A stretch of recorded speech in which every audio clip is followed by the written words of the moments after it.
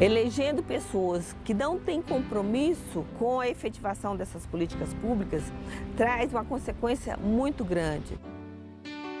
Nós necessitamos de inúmeras políticas públicas, como por exemplo a saúde, a educação, saneamento básico a gente não tem o mínimo que a gente deveria ter, que a gente paga para ter.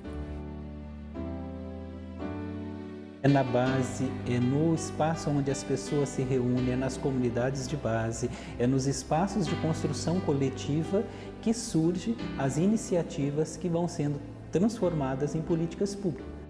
E é esse o sentido da nossa capacidade de olhar uma política pública que, se em um determinado momento foi entendida como favor de um governo durante alguns séculos, agora ela é nossa propriedade numa democracia e tem de sê-lo.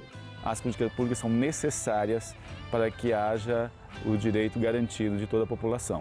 Nós não tínhamos nem como vir, por exemplo, até Brasília para reivindicar essas questões da titulação da terra, que está ligado a políticas públicas, claro, e outras políticas. Então, quem começou tudo isso com nós foi a Igreja Católica, né? Ela que começou essa luta com nós.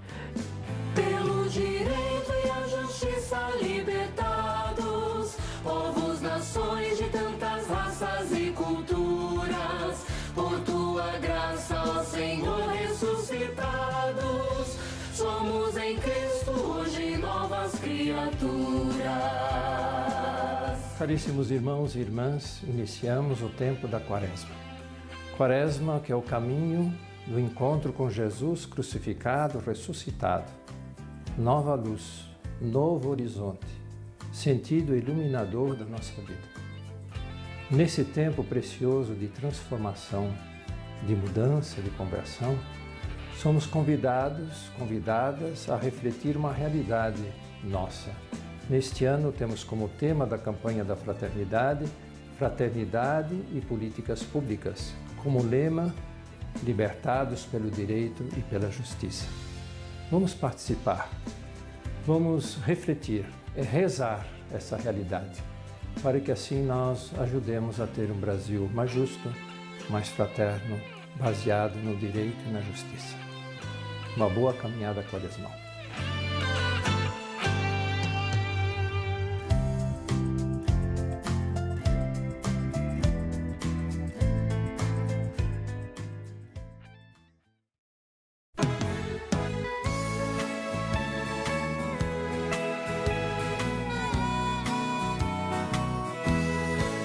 É importante lembrarmos que as políticas públicas são a maneira com que o Estado, o governo, efetiva ações em nome do bem público. Em tese, as políticas públicas são isso, tendo sempre como princípio e resultado o bem-estar, a igualdade, a justiça. O governo tem nas mãos o dinheiro público e ele precisa arbitrar aonde vão ser os investimentos ou onde estarão as prioridades. Uma política pública é aquilo que a comunidade precisa ter e deseja ter, e que um governo terá de fazer com que aconteça para todos e todas. Por isso, é política porque é uma decisão sobre a ação e é pública porque serve para todas as pessoas daquela comunidade, daquele lugar, daquela nação. Um aspecto fundamental das políticas públicas é que elas sejam construídas pelas pessoas também, porque dentro do processo da democracia, o direito não é algo que apenas é fornecido, ele faz parte de um processo de construção, e numa democracia cada vez mais participativa, as políticas públicas elas devem ser construídas pelas pessoas. O processo de tomada de decisão de uma política pública, ela começa com a identificação de um problema. O que chamamos de problema político. O que vem a ser esse problema político? São problemas que geralmente, pelo menos deveriam ser, demandados a partir das necessidades da sociedade. A gente sabe que nem sempre isso acontece, mas é o que deveria acontecer. Ou seja, é um momento em que os problemas vão surgir na sociedade e eles vão entrar ou não na agenda do governo. Identificado o problema, então é feito todo um processo de escuta para a elaboração em si daquilo que chamamos da ação que legitima e que vira a política pública. É aí que a sociedade civil organizada pode explorar os espaços instituídos formalmente como conselhos, fóruns, comitês, né, em que há uma abertura para a participação social.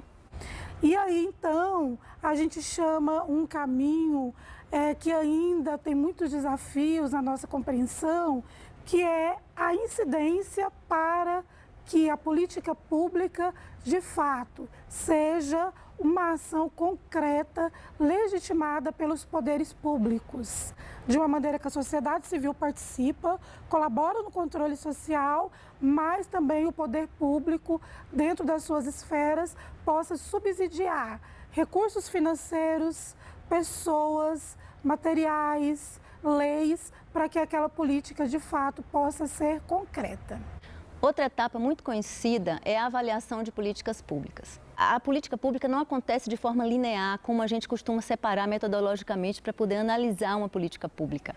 Ela acontece tudo ao mesmo tempo, né? Ao mesmo tempo que a política ela é formulada, ela também está sendo avaliada, ela está sendo implementada, ela está sendo reformulada, ela de novo é avaliada. É um processo que requer um olhar atento da sociedade durante todo ele, né? Do início ao fim.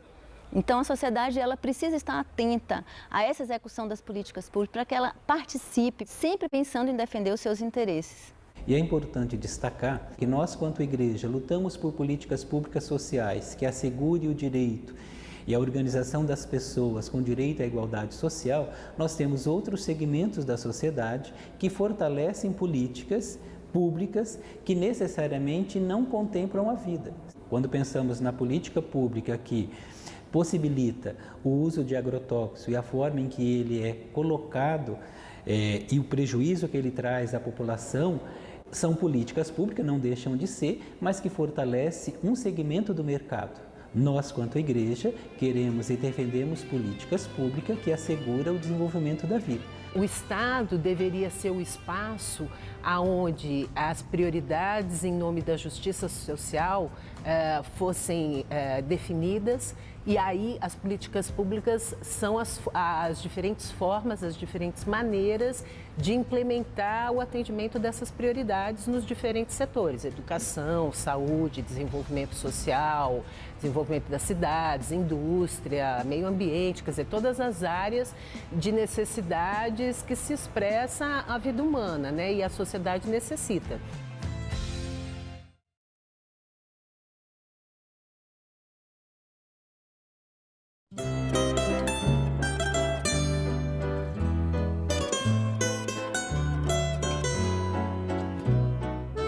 O grande desafio hoje das políticas públicas é romper com a velha lógica assistencialista e políticas emergenciais que muitas das vezes não atendem às necessidades estruturantes das populações, que garanta a terra em tamanho suficiente para as famílias, que garanta o reconhecimento dos territórios locais tradicionais, que garanta políticas públicas estruturantes para o bom desenvolvimento da vida no campo. Normalmente os municípios, as instituições publicam os editais, os agricultores não têm acesso a esses editais, são publicados normalmente lá no mural das prefeituras, poucas colocam no site, e mesmo se coloca no site, os agricultores não têm esse acesso.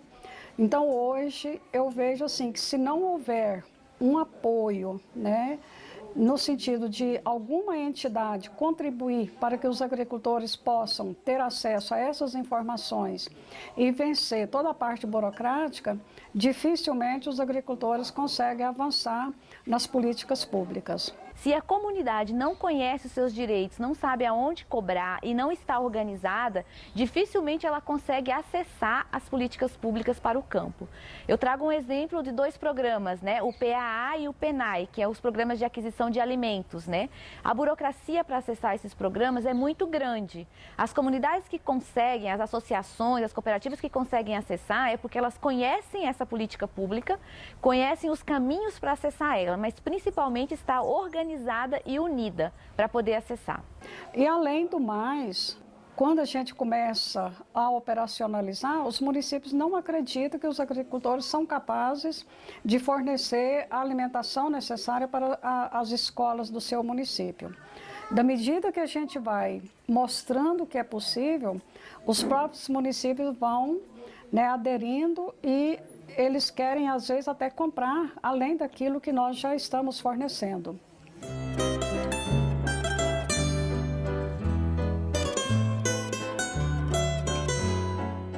Então, a primeira coisa que a gente tem que entender, né, as comunidades têm que entender, as pessoas, que elas são sujeitas de direito. Então, se nós somos sujeitos de direito, nós vamos buscar o direito. Primeiro momento, conhecer nosso direito e também buscar, quem sabe, construir leis que sejam de acordo com a necessidade dessas populações. E outra questão que deveria ser feita também é mobilizar em primeiro lugar e pressionar para que esse direito seja respeitado.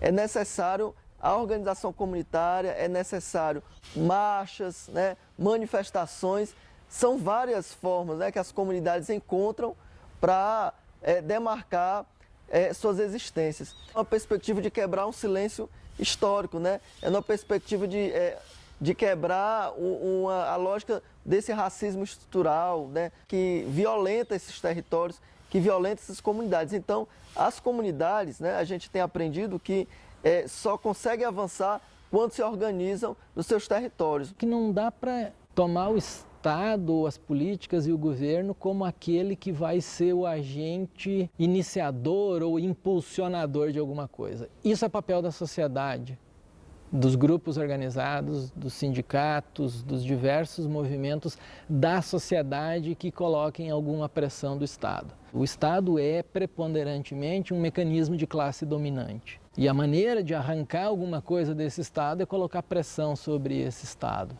Assim, para minha família, as políticas públicas veio no sentido da permanência no campo, permanência da vida no campo, com qualidade, com geração de renda, né, com uma vida mais saudável. Primeiro foi a Pronaf, no qual a gente deu condições de estar comprando algumas vacas leiteiras, reformando pastos, construção de curral. A outra política pública foi a moradia, Minha Casa Minha Vida. E na área de comercialização é o PENAI e o PA. Antes a gente tinha menos conhecimento e menos parceria, sabe? Assim, parceria entre companheiros, produtores, né? A gente trabalhava meio por conta e não tinha muitas informações e com as parcerias facilitou bastante para a gente buscar mais informação. Eu percebo que o Brasil ficou pequeno, ficou menor para nós em termos da organização. Hoje, nosso movimento é considerado um dos maiores da América Latina. Nós somos mais de 6 mil comunidades quilombolas no Brasil. Então, nós temos muito como chegar perto das políticas, juntamente unido com os outros coordenadores de todos os estados brasileiros. Eu acho que um grande desafio é a conquista de espaço na cena política brasileira. Ainda somos muito subrepresentados, somos uma parcela muito importante da população e temos que vencer o ciclo de invisibilidade, de exclusão, participando da nossa comunidade, participando de associações, participando do sindicato, participando efetivamente da vida política do nosso país, tomando uma postura proativa, né? Então é nesse sentido que a gente pretende a equiparação de direitos.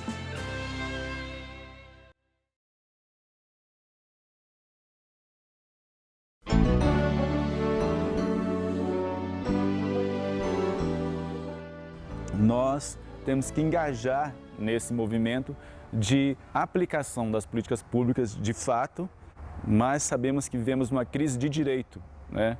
O que a gente vê.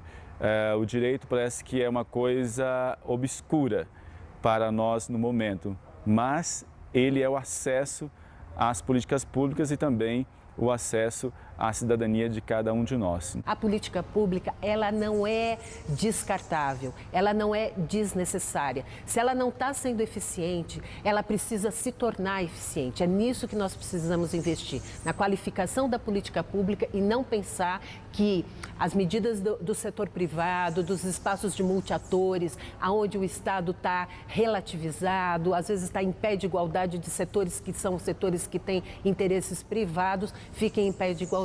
O interesse público tem sempre que estar acima disso. Eu acredito que nós, quanto igreja ou independente da denominação, mas quanto pessoas que caminham em direção ao reino, trabalhássemos para diminuir essa dicotomia entre fé e vida. Normalmente, nós não associamos as políticas públicas como parte inerente à minha vida de acordo com o Evangelho. E quando nós distanciamos dessas realidades, formam-se guetos. E isso é bastante prejudicial, tanto para a dimensão de fé, quanto também para o desenvolvimento da sociedade. Portanto, não há como ser igreja e viver o Evangelho se ausentando das questões sociais, se distanciando das políticas que dão tom no desenvolvimento da vida. Então, eu penso que esta campanha nos alerta para sair dessa dicotomia e observar que o desenvolvimento das políticas públicas possibilita o desenvolvimento da vida. Se a vida está sendo desenvolvida, há valores ali essenciais a serem construídos e defendidos. Portanto, ao propor fraternidade e políticas públicas, a Igreja está sugerindo de que nós, principalmente os cristãos leigos e leigas, avançamos por essa sociedade e sejamos nela sal e luz, fermento para uma nova sociedade, onde os direitos sejam respeitados e prevaleça a igualdade entre as pessoas. O que nos une é o amor de Cristo Jesus, o que nos motiva a trabalhar e elaborar políticas públicas é o horizonte do reino de Deus. E nós temos sempre como modelo a pessoa de Jesus. Então, através desse processo de olhar para a realidade, de dialogar, de se comprometer, é muito importante que tudo passe pelo coração, que nós conheçamos as pessoas envolvidas, que nós saibamos chamá-las pelo nome, conhecendo a história de cada uma delas, e que, na medida que vamos caminhando, lutando pela transformação da nossa realidade, que vamos de verdade nos irmanando, nos tornando verdadeiramente irmãos e irmãs lutando pela mesma causa. Quando a CNBB estabelece fraternidade e políticas públicas, ela está encarnando aquilo que aparece no Evangelho de João, capítulo 10, versículo 10. Quando Jesus diz, quero que tenhais vida e vida em abundância. Mas o mais forte na frase de Jesus é que ela está no plural. Ela é uma forma de política pública. Afinal, não disse ele, e a CNBB sabe disso, não disse ele, quero que você tenha vida e vida em abundância. Quando a frase aparece no plural, quero que tenhais vida e vida em abundância, é sinal de que é uma política pública. É tarefa, sim, da CNBB, como alguém que ajuda a cuidar, que não só guarda e leva adiante uma mensagem de fraternidade, de liberdade, de afetividade e amorosidade, que ela também, em 2019, seja capaz de nos convidar, mais do que nos convocar, porque é um convite a uma participação em algo que é absolutamente honroso, que faz com que a nossa vida ela tenha um sentido e que ela seja abundante para todas e todos.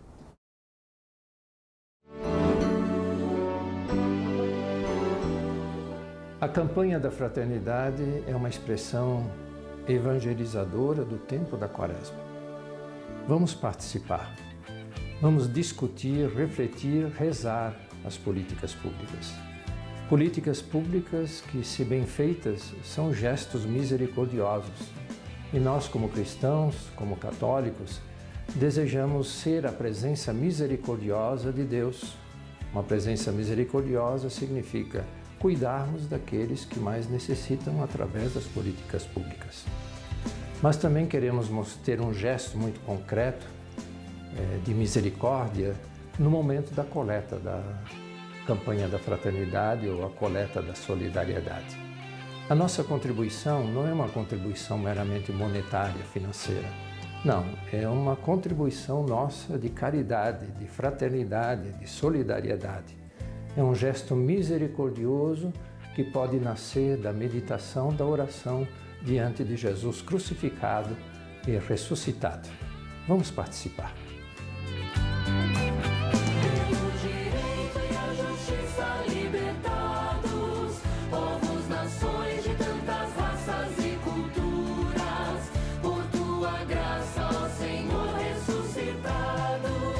Somos em Cristo hoje nós.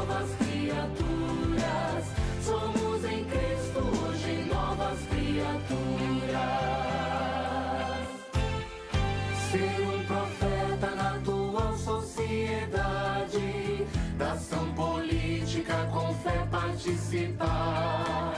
É o dom de Deus que faz do amor